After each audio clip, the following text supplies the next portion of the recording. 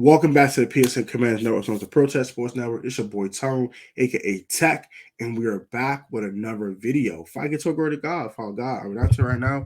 Who God's open doors and pay way for all you wonderful people. In the Lord's name, pray, amen. Today's video, we're here to wrap up the Washington Commanders. And before I get too far into it, I kind of want to start doing this in my videos as well. Just give you guys the verse of the day very briefly. It won't take too much of your time. If you want to skip through, this is completely fine, I understand. But today's verse of the day, which is on a Sunday when I'm recording this, is Ephesians 2:10, which is the book of Ephesians, chapter 2, verse 10. For we are God's handiwork, created in Christ Jesus to do good works, which God prepares in advance to do for us to do. So that just means, you know what I'm saying, you were made in God's image, and you were created here to do God's work. We're not here to do the devil's work. We're here to do God's work. So I was about to tell you, I go all the way to the Lord and Savior Jesus Christ, as my man Sheer Stroud will say, just because he's the reason why I'm here every day. He's the reason why I breathe. He's the reason why I get to do these videos for you guys. He's the reason why that my son is here. My dad, that I pray for my mom has passed to greater pastures after death. You know what I'm saying? These are the reason why these things happen, because the Lord make these things happen. So just keep that in mind. But let's get right into today's video. I don't want to ramble too hard with y'all. Let's get right into today's video. And today we're going to talk about the scenario where Kirk Cousins in Washington has a reunion.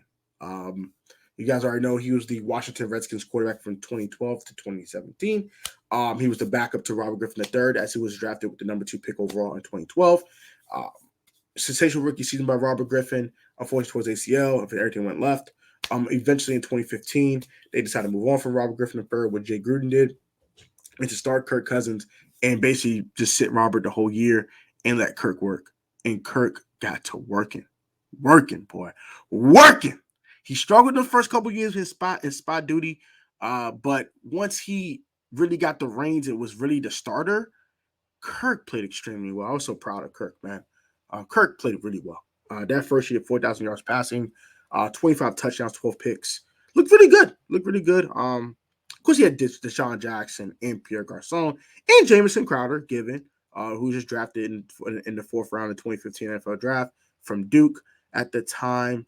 Jordan Reed, Jay Reed, Vernon Davis. Not really much of a run game to speak of, because Jay Gruden couldn't really scheme a run game up. But we still had Alfred Morris, I think, at that point, as well as Matt Jones. Who? Matt Jones? Trash, I mind you. But that's not the point. I'm kind of veering off too much. But I enjoy doing these videos for you guys because I have fun doing this. I love doing this, by the way. But, yeah.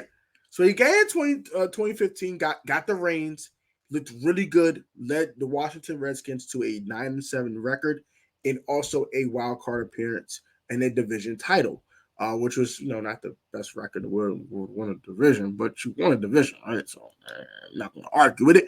Had a home playoff game versus the Green Bay Packers. The game was 11-0 Redskins at one point. Rodgers just jumped right back on their tail, spanked them in the end of the second quarter. Got the Packers up at halftime. After we lost the 11-0 league, then Kirk came out halftime. I think he ran a zone read keeper to go up 18-17, but we didn't look back after that. We lost, and Randall Cobb said, "You like that?" Whatever. Yeah. So Green Bay spanked us that year. 2016, I believe we went 8-7-1. Yes, 8-7-1. We were a Dustin Hopkins field goal and a Josh Norman PBU away from making the playoffs. That's how the cookie crumbles in the National Football League. That's how it goes. And Kirk had another good year. Jamison Crowder was fully unlocked. He had the best year he ever had in his career at that point. If he had 800 yards receiving, 6-7 touchdowns. Pierre and Deshaun had 1,000 yards that year. Redskins offense was humming. No one could stop this offense. Sean McVay was scheming it up. It was getting ridiculous. This offense was elite. The defense was absolute dog crap. But the offense was elite. Elite, I tell you. Elite. It was magnificent, right? So I'm gonna give you a whole rundown about Kirk, his first tenure here, before I talk about the reunion.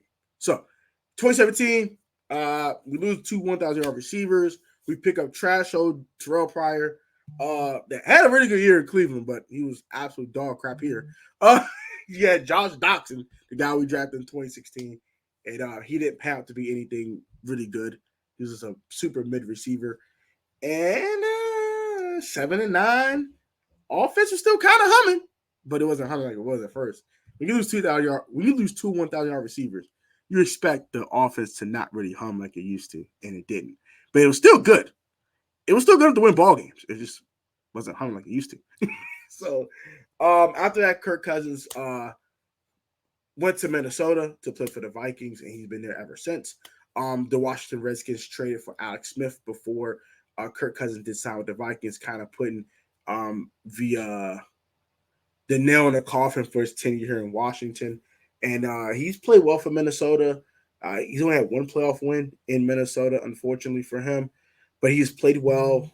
He's overall looked solid. He suffered his first major injury this year with the Achilles tear that he suffered, I think, in week 10 or week 8 versus, I think, the Bears. He tore it in, popped it against. Popped the kids in week 8, though. I remember because I had my fantasy team. I was sick. I was like, darn, popped his Achilles. So, come off an Achilles tear. Had a really good Washington tenure his first tenure here. Very interesting here. Very interesting topic of conversation. Would you bring back Kirk Cousins? I personally don't mind it. I like Kirk. I think Kirk is a borderline top 10 quarterback in the league. He's like 11 or 12, something like that. Right outside the top 10. I believe Kirk, as apex, is a top 10 quarterback in the National Football League. He's definitely a top 4 quarterback in his own conference for sure. And Kirk is just really solid. He does everything very well. He doesn't have a rock of an arm, but it's adequate enough, right? He reads defenses well. Now, in clutch situations, he kind of is a sucker sometimes. I.e. the playoff game when he threw a check down on 4th and 9 instead of trying to throw it to the sticks. But also he has moments where he just throws it up for grabs and Justin Jefferson grabs it and he throws game-winning touchdown passes. So it's iffy with him in the clutch. It's just iffy with him. That's just Kirk. Kirk is Kirk. But he's good. He's a really good quarterback. He's not terrible by any stretch. The Kirk hate is so annoying. Like, y'all stop hating on that dude, man. The hate is real, bro. I'll stop doing that, man. Stop doing that. But nonetheless, I think the Kirk reunion is very interesting because it allows you to do multiple things. Right? It gives Terry McLaurin the best quarterback ever played with. First and foremost, the number one pro. Terry McLaurin is going to freaking explode with Kirk. Terry McLaurin is going to be a 1,500-yard receiver with Kirk Cousins throwing the freaking football. Okay? First and foremost. Secondly, Jahan Dotson will finally be unlocked. I believe that. If you grab a Kirk, the veteran-laden, veteran-savvy Kirk Cousins, Jahan Dotson will be a 1,000-yard receiver next year. I believe that wholeheartedly. Wholeheartedly. And I'm serious about that. But he plays outside or the slot. Right? And Terry McLaurin will be a 1,300 to 1,500-yard receiver with Kirk Cousins throwing him the football. So that's the number one pro. The wide receivers will eat a lot more than they did with Carson, with Sam. I love Sam, by the way, but he's not Kirk Cousins. Sorry, he's just not Kirk. He's Kirk compared to these other dudes are is Himothy. He's Himothy compared to these guys. Carson Wentz, love Carson, but Carson definitely fell off a freaking cliff. His game did, not him per se. His game fell off a cliff. Sam, love Sam, but Sam's a really solid quarterback. He's just not Kirk. I think Kirk is just definitely a few steps above what Sam Howell is when it comes to quarterback play. Who else we had? Kyle Allen, Alex Smith, Dwayne Haskins, may God rest his soul. He's just not Kirk, bro. Like, ever since Kirk Cousins left, we have not gotten Kirk Cousins quarterback play. Sorry. That's the truth. Eat it. It's the truth. Whether you like it or not, Kirk Cousins has been the best quarterback the Washington Redskins football team Commanders has seen in the past 15 years. And that includes the Robert Griffin III rookie year. Whether you like it or not, because Kirk Cousins was actually sustainable, unlike with that bull crap, that RPO bull crap that Robert did year one. What happened? He got hurt. And what happened to Robert Griffin after that? Done not. Bye-bye. The ship has sailed. So just to say that, and you have the right GM in here to get his heir apparent, I think it's a good idea. Do I think they do it? No, I don't. But it allows you to, the number one pro is the wide receivers eat. Number two, that allows you to take the best player available at 2 or to trade down and take Kirk Cousins' heir apparent. You can win now and win later. What Afterpay say, buy now, pay later? You can win now and win later. Like, you can win right now if it win later when J.J. McCarthy is the starting quarterback. And I think that's who they're going to take if they did that. There's no point taking old Michael Penix. He old as dirt in college time. He's just too old. Bo Nix is too old. There's no point taking him. Drake May will be gone. Caleb will be long gone. And then Jaden Daniels, long gone. So the guy you would take is J.J. McCarthy. So that you take his heir apparent in J.J. McCarthy.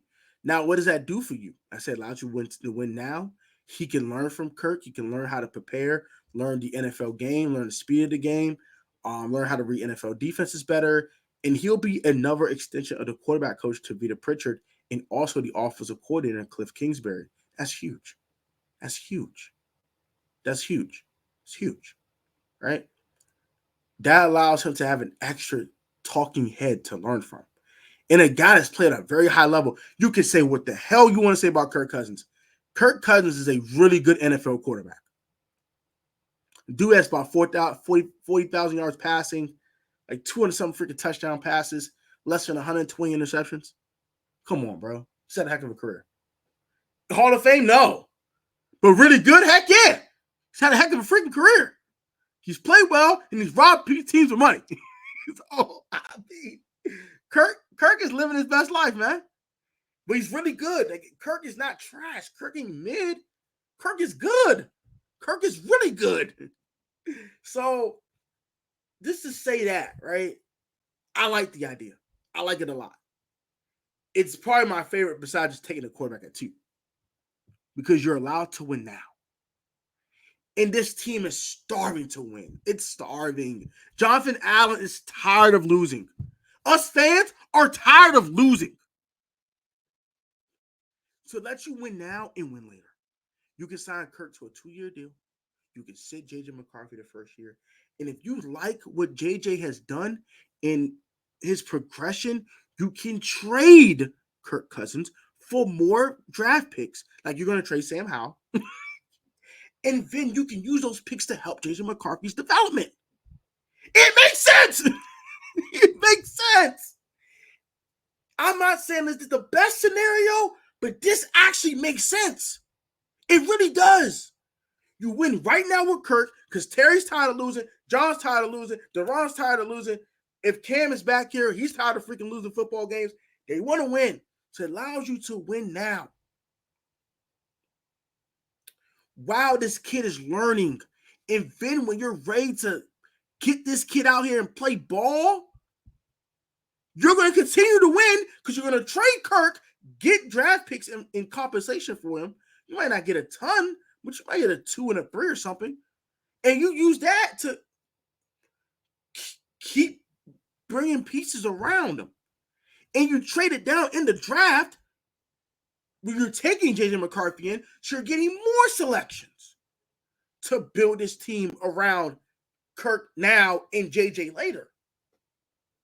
So you can take that Terry McLaurin replacement that Jarris keeps crying about, like a Keon Coleman or something, to team up with Terry and Han right now when Terry gets a little older and it's time to let Terry rock. you can go ahead and, Keon Coleman can step and be wide receiver one for you. It allows you to fix the offensive line faster because you have more selections. And you have a quarterback right here that can take you to the playoffs immediately and reinvigorate this fan base. You can say what the hell you want about Kirk. He's a heck of a quarterback. And I would love this idea. And I like JJ McCarthy's tape. So this one I like a lot, man. I like this scenario a lot. I really do. I'm liking this one more like the Justin Fields one now.